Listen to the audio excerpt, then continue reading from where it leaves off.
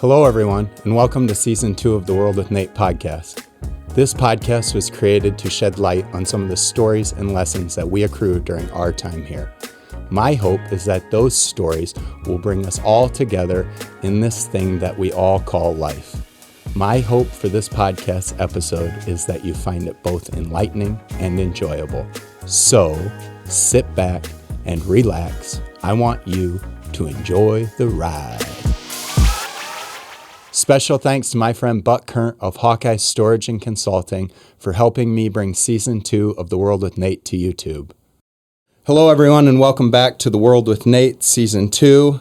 Today I have awesome guests with me. I first heard about these guests from my wife. The first meeting of Ezra was with my wife when she was delivering his baby, but what they're doing is what really intrigued me. These men are single-handedly changing the way that we're going about business in Iowa. The countryside of Iowa is littered with barns that are falling to the wayside. They're falling apart.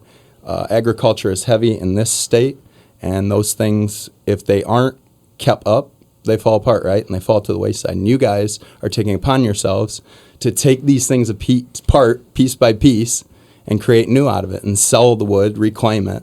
And I just love the fact that you're doing something to make this place a better place, and that's why I had to have you guys on the podcast. So welcome, Ezra, and welcome, Elias, to the podcast. I'm excited for you guys to be here. Yeah, we're excited to be here too, Nate. Heck yeah. So tell me how this whole thing started. This isn't something that a lot of people are doing, right? No, it's it's not something that you go to college to reclaim barns that are falling apart, right? Unfortunately not. No. I'd say it's not something a lot of people are doing well or professionally. Correct. Wouldn't you agree, Elias? Yeah, it's kind of a lot of people, maybe do a couple. There's a lot of people I'll come across who are like, oh yeah, I took one down with my uncle and we pulled it over and crushed it up. Every beam.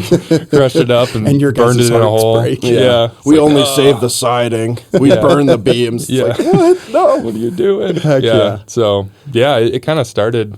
This wasn't something either of us had ever done before. It started after we both graduated from college. We were both going our separate directions. I was still pursuing football afterwards. Ezra was. So speak about that. That's where you guys met? Yeah, that's where we met. Yep. So we were roommates at UNI. Okay. Panthers. Freshman year, yeah. Hell yeah. So played football there. Ezra was offensive line. I was a tight end. And we lived together for 3 years and then both got married while in college. Kind of, parted our separate ways and then happily parted our separate ways.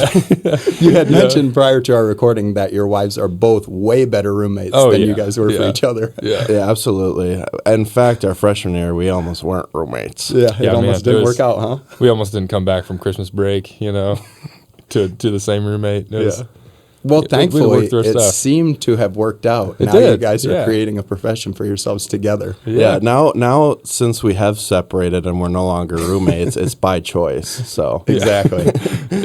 Heck yeah. So football brought you together, and then what? After you guys separated, went your separate ways. What were you doing, Ezra? I was preparing for my first year of teaching. Okay. So I had the whole summer off, and like Elias mentioned, he had the summer off because he was training for the NFL. And so we were kind of both looking for something to fill our time with. Yeah.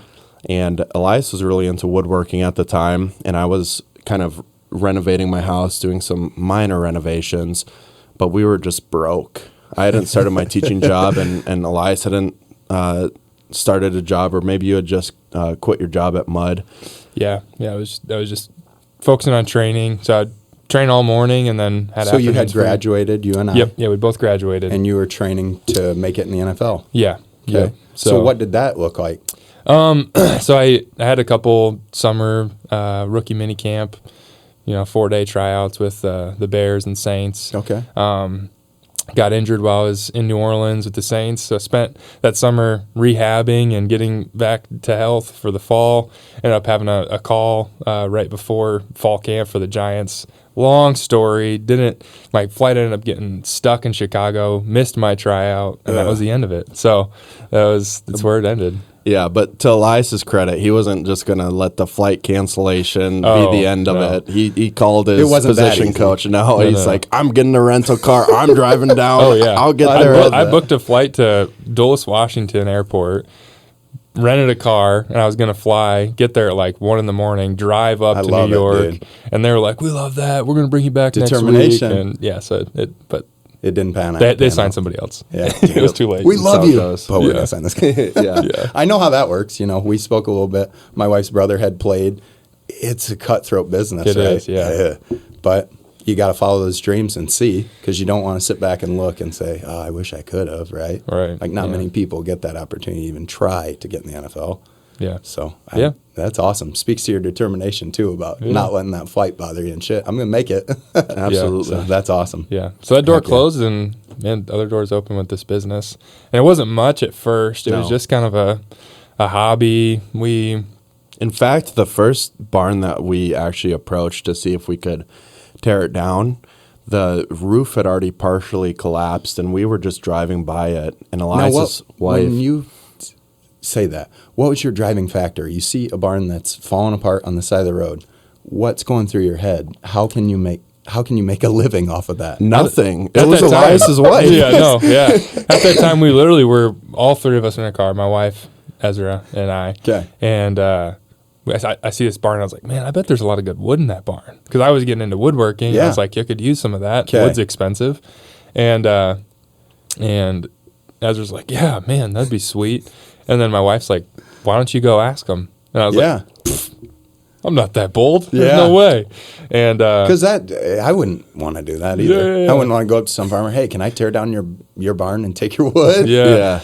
But Ezra's like, let's do it. Yeah. So I was like, are you serious? And so the next day we got in the car. Hatched a plan overnight. We're talking about it in the car. Yeah, let's do it. And so, we showed up the next day and went up to the guy and show up, and we're both, it's in the middle of winter. We're both in our Carhartts. So he's got a massive beard and looking the part. Yeah. And so much so, so much so. And Ezra's like, I'm Ezra, and I'm Elias, and we're wondering what your intentions are with that barn. And he goes, what are you, Amish? The pitch because of the names. Yeah. Are you Amish? Like, so in our area, there's high density of Amish people, and they work a lot for the people who are out of state or don't understand, they work on wood and they redo barns in the area. So that's where that came from. Yeah. You guys have those names that are similar to the Amish people have names like that, right? Yeah, absolutely. So, yeah, we were going to do that barn, and he was like, you guys could have the green light. And we ended up doing a little more research on taking down barns, which there isn't much information out there on it, like on period. Right. To find how to successfully do it. Yeah. But we figured out enough that we're like, boy, this would be a death trap, I think. Yeah.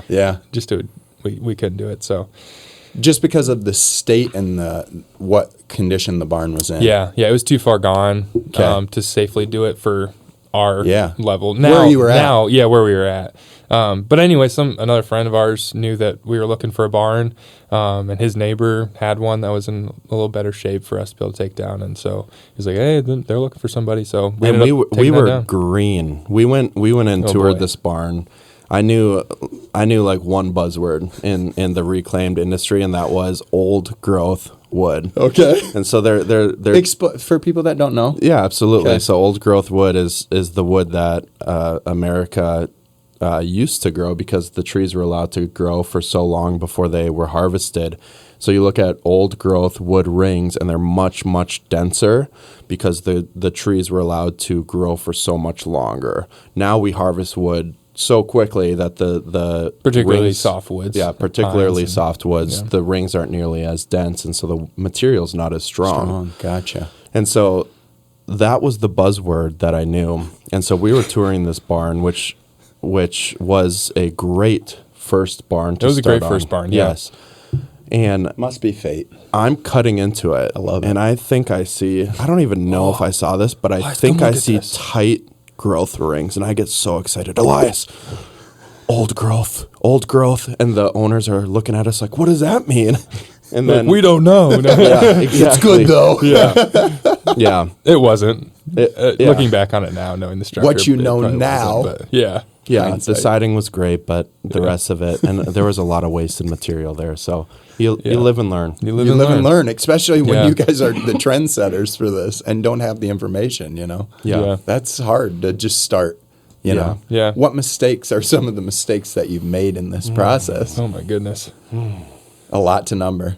But you're learning from them. Yeah. What are some of the things that you've learned the most from? I think just the knowledge of how the structure's built. But they're different, right? There's They're different, yeah. barns So different, throughout Iowa. the different styles bring with it different characteristics of where the load bearing is on the beams and everything. And so, I think that first barn we had zero knowledge of how that thing was held up, and so we Just start hacking away. We start or hacking what? We took out every exterior wall with an axe. yeah. And that's a lot of And work, right? there was- That seems there- like a lot of work. It was a lot of work, and there were no studs on the outside, and we were asking ourselves, why isn't this thing falling down? Well, it's because that's not where the weight was. Exactly. bearing. Yeah. Yeah.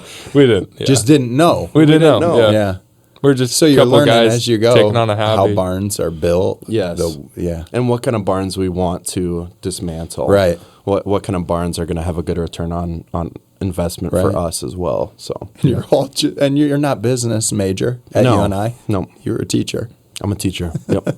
And your major at UNI was Communication studies. so not business either. Huh? Not business either. I'm No. not a business major either, and I started Nor my construction podcast. management. Yeah. Yep. Yeah. It's wild how that crap works to me. Yeah. How life throws you the road. Yeah. And you got to take it. Yeah, absolutely. Heck yeah. That is so cool. So your wife was like, hey, you guys are into woodworking. Check out this barn. And that one didn't work out. And the second one that you guys.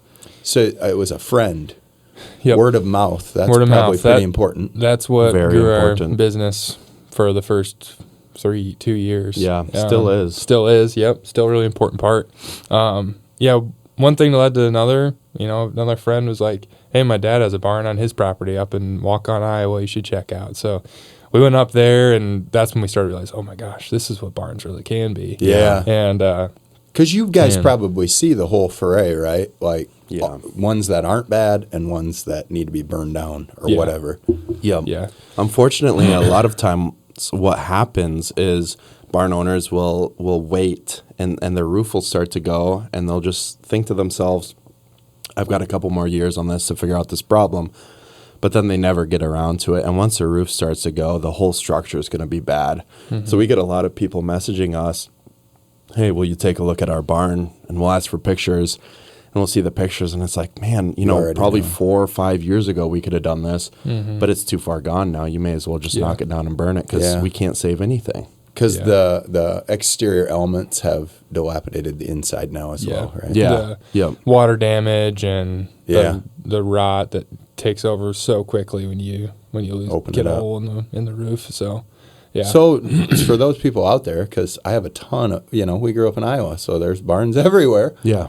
That's pertinent to know, if you're going to get on it, or it's Yeah. not going to be salvageable, right? Yeah, absolutely. Heck yeah. The current project we're working on right now, really cool story, but we can get on that a little bit more later. But it was one that the foundation really started slipping, and they looked into having it restored. Which, if that's what people can do, if they can restore it, like we Please. love that. That is Please sweet. do it Yeah. because there's so much history, and that's what we want to do. Is we want to restore the history of our state and the Yeah. Midwest, and get that in people's homes. But if you can restore the actual structure, that's incredible. Yeah. But they Heck looked yeah. into doing it, and it was going to be over $100,000, if And, not more. Yeah, we're And, talking about what are you going to use the barn for then once you have it repurposed? Yeah, I mean, you can't put another farm equipment. $200,000 into it, making Yeah. it a house or whatever, Yeah, exactly, or some wedding venue or something. Yeah, so it's hard once they get to that state, what do you do? And you guys are the frickin' answer.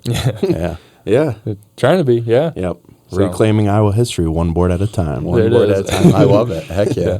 For real. That's exactly what I wrote down.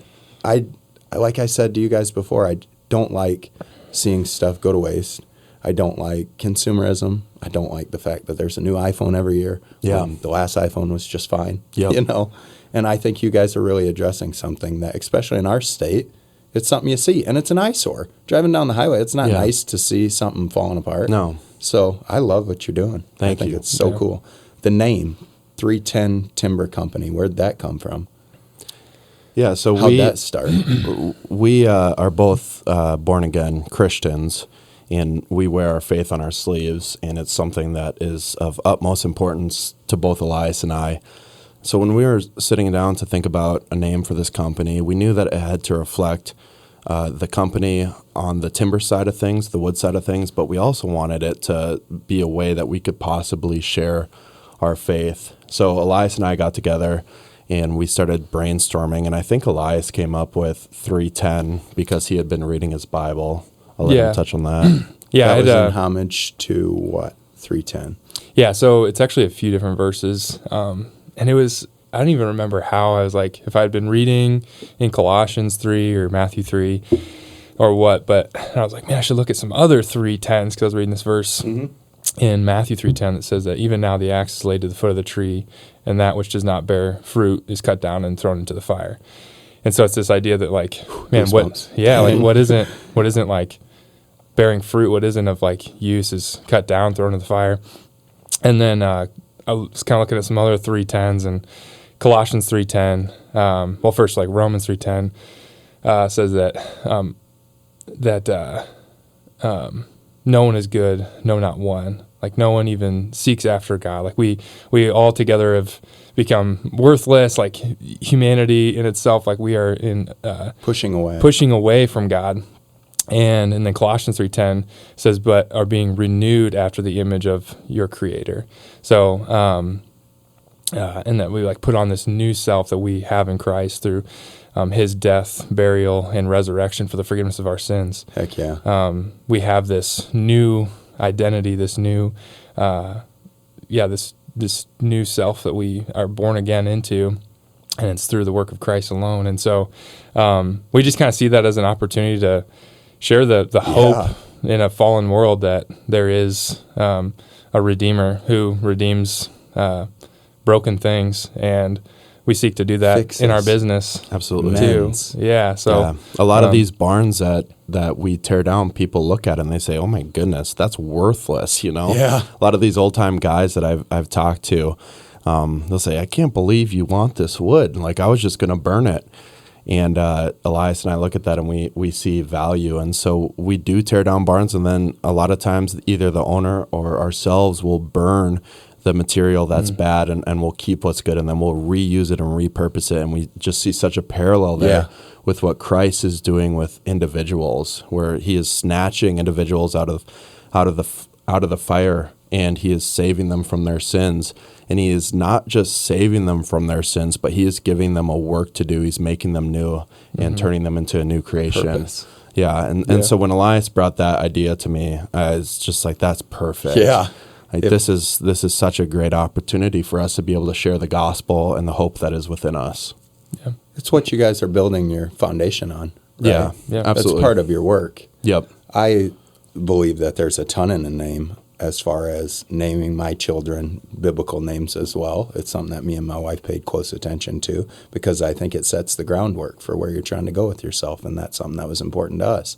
When I sat down and came up with the podcast name, the same thing. It's not my world. It's our world. I'm just talking to you guys about it, you know. Yeah, absolutely. It was all things that were thought, and I think it's so important. And when a company can have their brand really identify with who they are and they stand by that, it makes people want to be a part of it. Yeah. Especially when it's so strong like this. I love it. That's a perfect parallel, the 310s. Thank you. That was awesome, gentlemen. I love it. I love it. So we touched briefly on some of the reasons for demolition behind the barns. You know, they're getting old, they're falling apart. Insurance, taxes, cosmetic maintenance, safety, those things all play a part on why you guys are tearing down barns. Yeah. So how's it work? A farmer reaches out to you, says, hey, I got a piece of property. Then you guys go assess it. What's that look like? Yeah, typically we'll ask for pictures first, just to make sure that it's something that it's, worth driving for. Our job is kind of funny because we never know what our commute is going to be week by week. It could be a 2-hour commute. Yeah. Or it could be we're working in Waterloo where we store our wood and it's a 20-minute drive. So we try to map out the state of Iowa before we go and look at barns so that we could see several barns at a time. Yep. So a farmer or barn owner will reach out to us. We'll see the pictures. Elias and I will talk, and we'll see, hey, is this something that we would consider taking down? And then we'll go and take a look at it. Mm-hmm. Yeah, and when we go take a look at it, we're looking at the type of like structure it is, how it was built, what kind of frame it is, if it's like a timber frame with big beams or stick frame, what kind of species of wood is in there. Okay. Both. So what's like gold mine? Oak wood. Oak is king. Oak is king. Old growth. Yep. Yeah. Hey, I got my buzzword. They're gonna be like, man, this guy sure knows what he's doing. Yeah. Oak.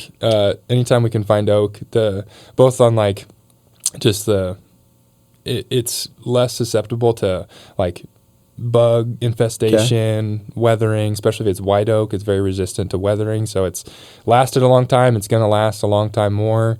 It can be used for a lot of things like remilling flooring out of it, for furniture, for all sorts of stuff. So that's a really good one that we look for. Especially like when it was milled too is a huge thing.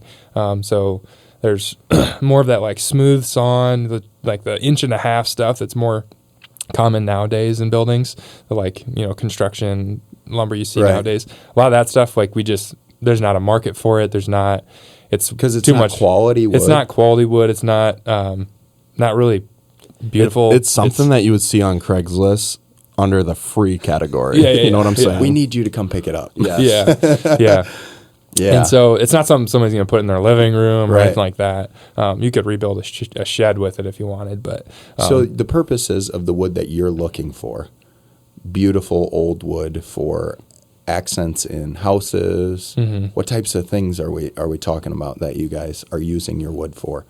Yeah. So we do, personally, we do some kind of manufacturing with it, I guess, would just be like mantles. We have plans to do some more things of like remilling it into flooring and wall blanks and things like that. So by mantles, you're talking a giant slab on rock mantle fireplace. Yep. Yes. Yeah. Big beam. Okay. So we do a lot of that. The people we sell it to around the country, they'll do flooring out of it. They'll do, some people actually rebuild barns out of the old wood. Barns. Yeah, so they'll actually take these old hand-hewn timbers, have it all matched up with a new structure that they're building, and put it up that way. Yep. Or they'll use it as just strictly aesthetic accent beams in a house because it's beautiful wood. Yeah. You just can't match it. No. With today's stuff. And that was, Elias, you kind of touched on that, but that was a big point or a big shift in our business model. Was last year Elias and I had a meeting actually, and we were thinking about taking the dog out back and shooting it. Yeah, I was like, dude, we've lost money this year. We this, you're putting way too much time into this for little to no return. I think we should just call it. Yeah, I mean, this might not be as good of an idea as we thought. Yeah, and we were selling on Facebook Marketplace primarily to local people. And the thing with barnwood is if you have a state filled with dilapidated barns, more than likely the locals aren't going to value barnwood like people in states or areas where it's more scarce. And so Elias and I had no idea how to get this barnwood out of the state to where it is more scarce and more valued. Yeah. So we had a meeting and we said, hey, do we need to just shut this company down? Like, is it a waste of time? And we had kind of decided in that meeting, no, we're going to try, maybe just making YouTube videos and then we'll see if we can make money on YouTube and then just do the barnwood thing kind of as a storytelling device. And then I like just that too. But you know what? The Lord is sovereign, and Elias, he went to see his family just the next week, and my my mom got remarried, and her husband does some business stuff and kind of helps businesses revamp and buys business, things like that. Yeah. And he was like, "Hold on, you guys you're not thinking big enough." He's like, if you just start finding markets, you can ship it all over. I'll help you find that. And he really just kind of sparked it. He didn't really kind of carry us onto that next big buyer. He just kind of sparked it. So we're like, okay, let's... Gave you hope. Oh, Gave us hope. Help us see no, this actually is a good business model. And so we're like, okay, we started thinking bigger, we had revamped our website and put some money into that. Beautiful website, by the way, guys. Thank you. That's a nice website. That. Yeah, so we put some money into our website. Website is?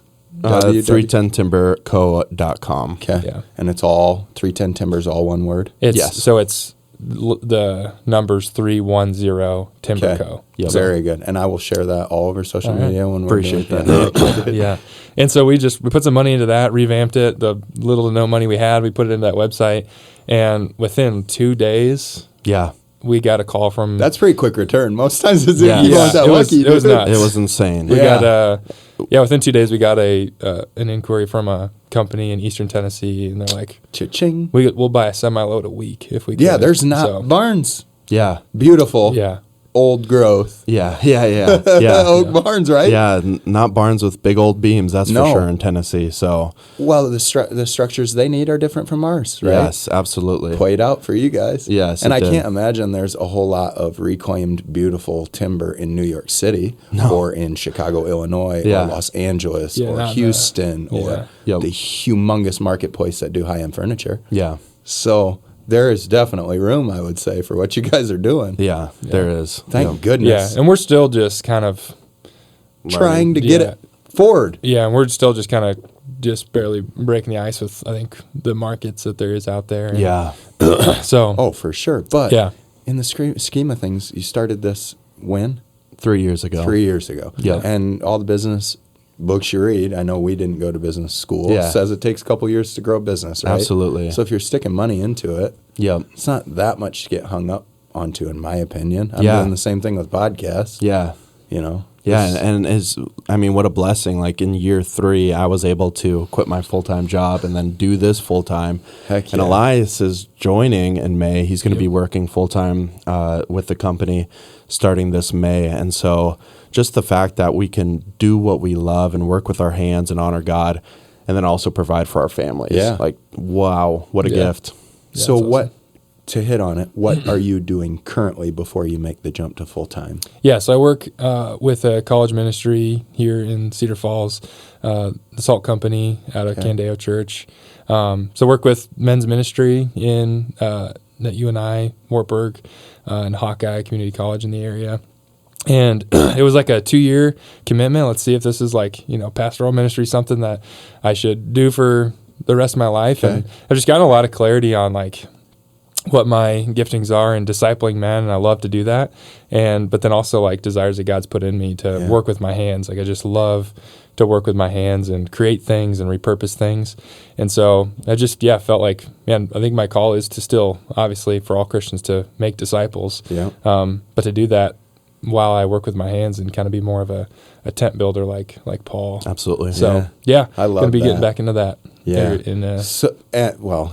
It definitely explains why you could speak to Scripture so smoothly, because I could not quote it like you did. So kudos to that. I definitely need to get in the Bible more.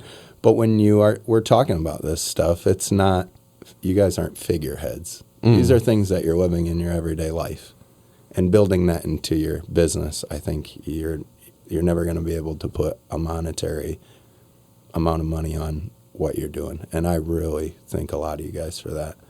It's awesome. You took the jump, and it's gonna work. Yeah, thank you. You have the faith. Yeah. You know what? And just kind of the attitude we've tried to take with the business is when things are going good and Elias and I are excited, hey, let's stop and thank God. Thankful. But when things are going bad and we're a little stressed out, like, hey, let's pray and ask God to provide for our needs. But let's also just thank Him for this as well, because we know that suffering and trials produce steadfastness and character. And so it's all character building, and it's all used to conform us to the image of God's Son, Jesus the good Christ. And the bad. Yes, absolutely. Can't have it all easy, right? No, not at all. Heck yeah. All right, so we spoke about how college transitioned into this, and you guys got married. Now you guys are starting families. Yes. I know when we're men and we're supposed to play certain roles within our families, it's got to be nerve-wracking starting a new business with a young family.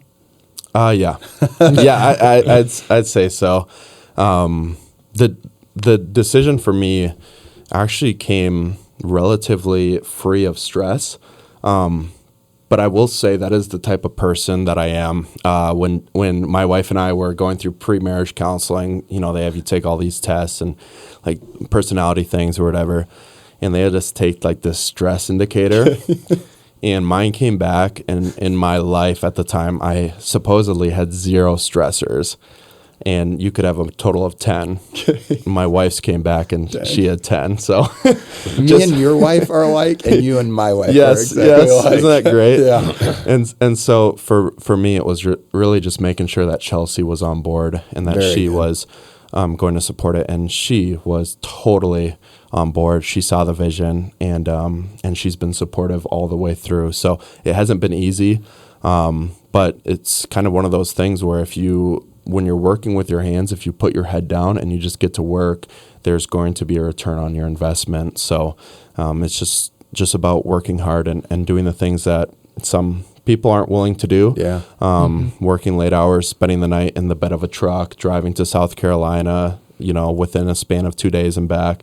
Even last week, we were working on a barn. Yeah, you guys are hard as hell to get hold of. And I totally understand it going all over the state of Iowa to rip these down. Yeah. And beyond, right? Yes. Yeah. Well, even last week on Friday, it was raining the entire day.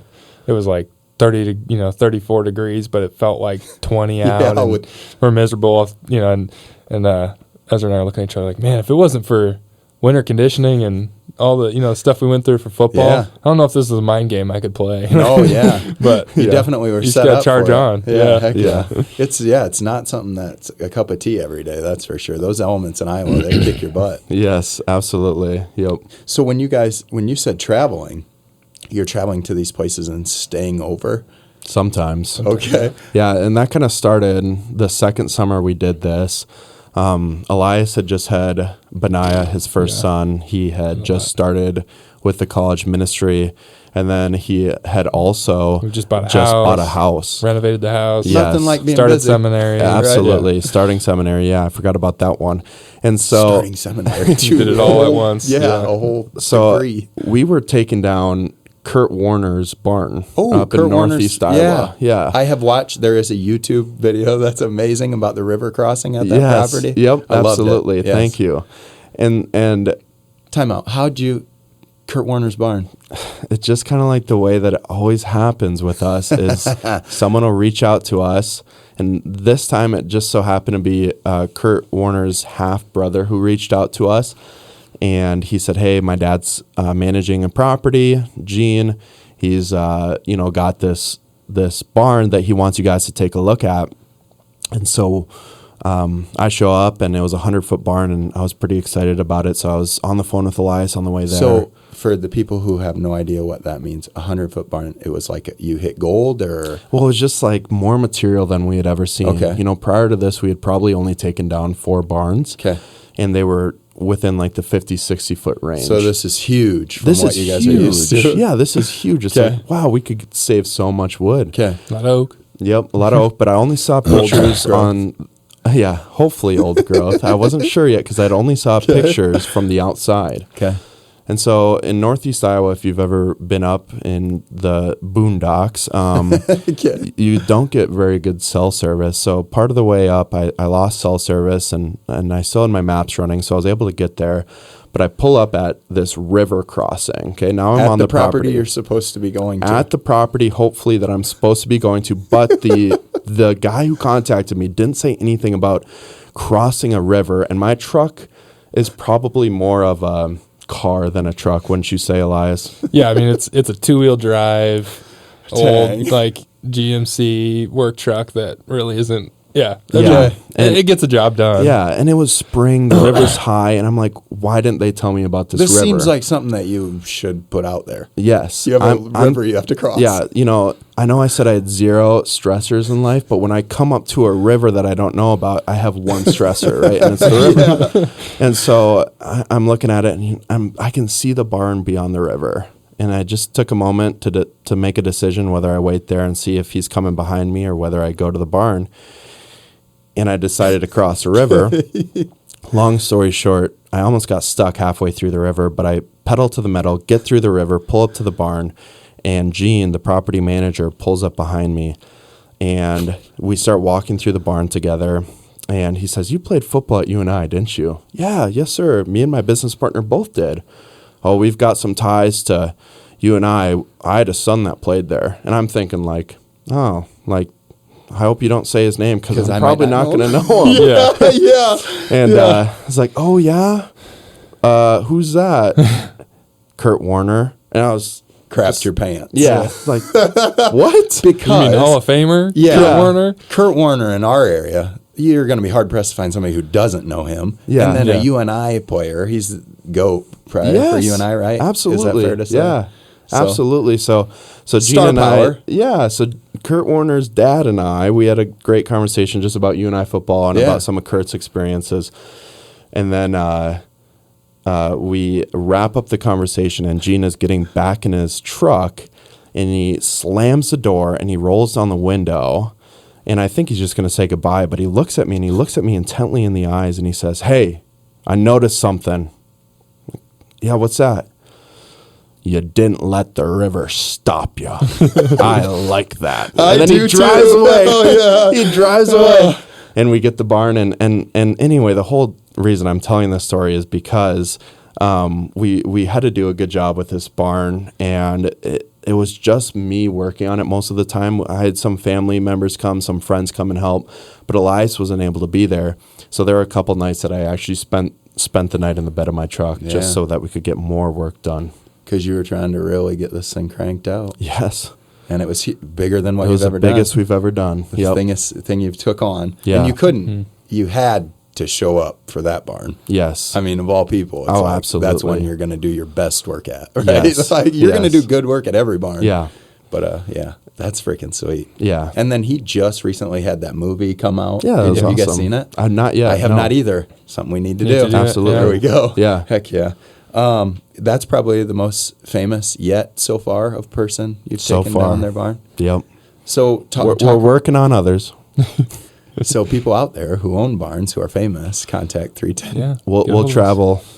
So talk about travel. Iowa, where have you guys all been? Where's the farthest in Iowa? Yeah, a lot. It seems like the better barns we've been finding is in like the northeastern part of the state, along the river, some of those areas that were established a lot longer than some of the middle parts of the state. There's some science and history and all sorts of stuff that goes into your job. It is. Even like, what kind of wood you find in the barns.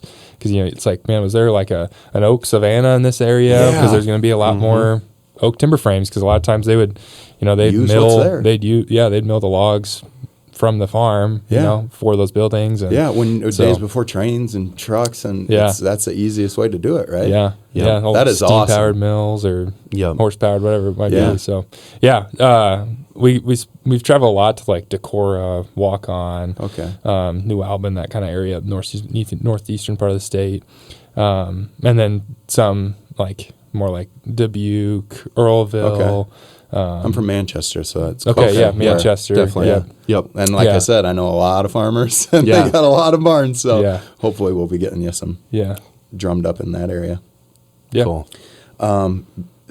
So basically, you guys really are offering an alternative to the process of it being so expensive to get these things knocked down or taken apart, because you guys offer this service to the farmers free of charge. Mm-hmm. Yes, free of charge. Or we'll pay you. We'll pay you. Yeah. Dang. Yeah. So barn owners, you might even get paid out of the deal, remove the ugly eyesight and get paid. Yep. So you go in, you assess the property, and then you tell them what you can do. Yeah. It's a brokered deal for their barn wood. Yep, that's exactly what it is. And, we'll kind of run the numbers in our heads and talk and make sure that we can pay them what makes sense for our business so that we're actually making money on the barn. Heck yeah. Mm-hmm. It's just wild. It's all working out, guys. And it's a perfect business model. And then you've shipped it. You said Tennessee.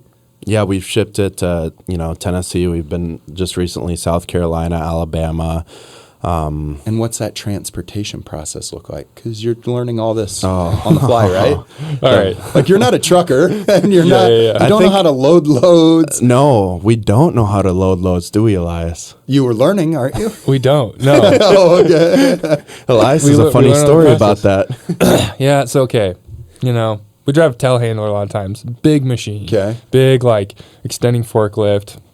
We don't have a skid loader, so we don't drive skid loaders a lot of times. Okay. But we rented one to load a semi. We've sent out a few semis now, and we're loading a semi, and I've got a huge bundle. We banded up this huge bundle of heavy white oak, and I've got on the front of my forks. And like I couldn't get it on this back side of the semi, and so I had to like pull out and like readjust. And so I had to go around to the other side of the semi, and I start going downhill. Still got my load up in the air. And all of a sudden, I just start heading southbound. It's tipping over. Forks, yes. Tips over, forks straight into the ground. Dang. And I'm like... And this is a rented piece of equipment, yes, too? and I just hear beep, like Elias honking the horn. I'm like, what is going on? Yeah. But I use my forks to push back off into the ground and get back, and I'm just like rocking and... Chuckling, get back and it's like, I'm sure. Yeah. After everybody's crap okay. in my pants. Yeah, and I'm just kicking myself because, part of what we do is tell stories. Like Elias and I are both storytellers, and so we like to tell those stories on YouTube. I'm like, man, I wish that we could have got that on video. Some of it, yeah. So I hand Jefferson, Chelsea's cousin, who we hired last summer, I hand him the phone and I say, I bet that's going to happen again. I don't think Keep he learned recording. his lesson. Keep recording. And he does it again. Yeah, tipped it twice. Dang, dude. But okay, so that all happened, and I'm like, wow, I'm the worst Forklift operator ever. And it seems to be kind of par for the course in the industry, I think, because I get a hold of the company we were sending it to, and I was like, yeah, we got it loaded, some big bundles of the oak and everything, and he's like, how many times did you tip the skid loader? And I was like, twice. Have you done it? He's like, yeah. After about the 17th time, you just stop puckering. It's not even a big deal anymore. Yeah. So I love it. Yeah. Heck yeah. So you're definitely learning as you go. Yeah. Yes. So where are you taking this next? You guys have the website. You have a YouTube. You're trying to ship this all over the nation. Yeah. What's next? How are you growing it more?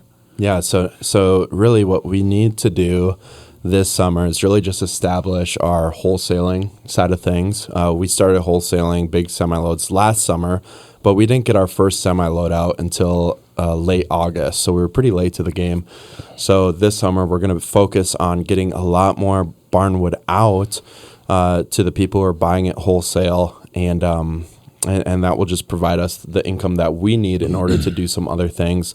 We've talked about kind of refining our website even more to where we talked about how we have the mantles for consumers to buy, but we also want to do, wall paneling and potentially flooring someday. Oh, yeah. And so working into that eventually in the future. Yeah. And So then a long-term goal would be to put up one of these puppies. Yeah. That'd be my dream. Yeah. Is to actually, Up a barn? Yes. Yeah, so that's a kind of a That's whole pretty nother sweet, too. niche of the industry is actually people who take a standing frame, one that's, isn't dilapidated too far, but it's still like, not usable to whoever the owner is. Right. We'd buy that off of somebody and actually take it apart much more carefully so that every joint is still intact.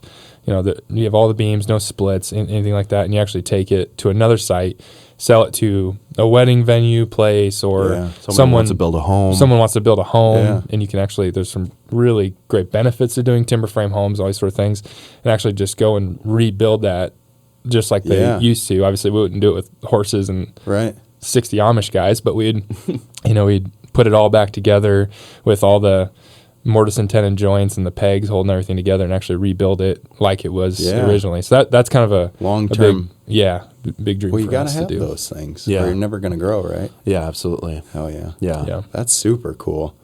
I'm trying to. You guys do so much work into detailing what you've taken out of these barns. That's what blew my mind. Yeah. Because it's like I said, check out the website because it's amazing. The most recent project you guys have worked on that I wanted to speak on that's different from the barns is Starbucks. Yeah. Tell me a little bit about that. Yeah. So And how it came to be. Yeah, absolutely. So Jeff Szczyrbak is the owner of Szczyrbak's Smokehouse and Barbecue. If you've never eaten there, please do, because his food is amazing. So good. And one of the coolest places in the area, too. Yeah, it's like what he's done with that new building is it's awesome. It's newer. It's a couple years old, right? Yep. And he's expanded. He's expanded, and he's so last year he was expanding, and he was building this new place that was going to have a lot more seating, because the original Szczyrbak's didn't have much seating. And he got a hold of Elias and I. He knew us through UNI football, and he said, "Hey, I want to buy some barn wood from you guys." And we were just starting to flip our business to where we were taking down a lot more barns, and it was kind of the middle of winter, so we didn't have a lot of inventory. And so at the time, we weren't able to help Jeff out. But Jeff gets the building done. They've been in it for, like 6 or 7 months now. And he says, "Hey, I've got this pergola on this patio, and I want to put a roof on it." So he gets a hold of me. He says, like, what could you do? I want to buy some rafters off of you or something, maybe just some cool barnwood rafters. And I said, "Jeff, why don't we just make this look like the inside of a barn? Like, when you look up, let's make it look exactly like the inside of a timber frame barn." That's awesome. And so that's what we decided to do. We met with the architect and we laid out some plans, and we were able to provide Jeff with the barnwood that he needed and provide him with a little bit of manpower as well to actually get the canopy put together. And it's beautiful, by the way. Thank guys. you. You guys did that is a stand-up job. And that place, for people that don't know, there's antiques. It's one of a kind. There's nothing like it around here. Absolutely. That much attention to detail to every single piece that's in that entire restaurant. Yeah, and Jeff is a like-minded guy when it comes to reclaiming and repurposing. Yeah. In He fact, pulls a lot of these old signs out of barns. Yes. And I follow their Facebook, and I love it when he tells where he finds the mobile sign or whatever. Yeah, he was just down at the most recent barn that Elias and I are taking down, just walking around the property. He didn't even picking. Yeah, he was picking, but he didn't come away with anything. But he's like, I wish I was younger. I just love what you guys do. I want to do this so bad. Yeah. See, there is something in it, guys. It's more than just the business and the wood, right? Yeah. Yeah. It's a passion for sure. Absolutely. We love that. Yeah. Oh, yeah. All right. Well, without letting you guys out of here, if you've never paid attention to the show, there's a portion at the end. It's called the firing range. And I got to take you guys there and ask you some this or that questions. So they're supposed to be fast, so don't take a lot of thought into them. Whatever first comes to your mind, go with that. You guys ready? Yes. Ready. Ezra, I'll start with you. Okay.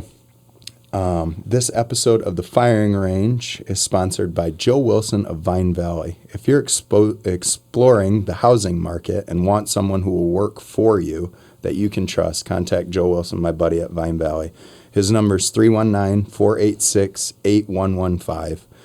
Let him know that Nate sent you. Joe, I appreciate all your support and everything you do for me, dude. Thank you. Are you gentlemen ready? Yes. I put down the book. I got to ask you the questions.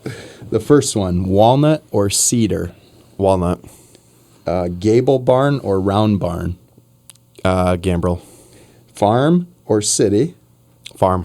Summer or fall? Fall. Iowa or Minnesota? Iowa, baby. Football game or a barn demo? Oh, got him there. That's a tough one. I know. Because of a recent decision that hasn't been announced publicly, football game. Okay, we'll keep it just as that. Luck or grit? Grit. Shepherd or part of the flock? Part of the flock. Offense or defense? Offense, baby. Psalms or Revelations? Psalms. Spring or winter? Spring. Hammer or saw? Ooh. Got him on that one. Hammer. Drive or ride? Drive. Touchdown or winning tug of war against a barn? Touchdown. Come on, dude. Oops or ope? Ope. Coffee cup or a thermos? Thermos. Thank you so much for your time. Thankfully, it was a little crappy weather, and hopefully that played into this being good for your schedule. I appreciate your guys' time, and I love what you're doing. Thank you, Nate. It was great. Love what you're doing, man. I appreciate that. Special thanks to my friend Katie Hine at Mattress by Appointment, Cedar Falls, for her sponsorship of Season 2 of The World with Nate.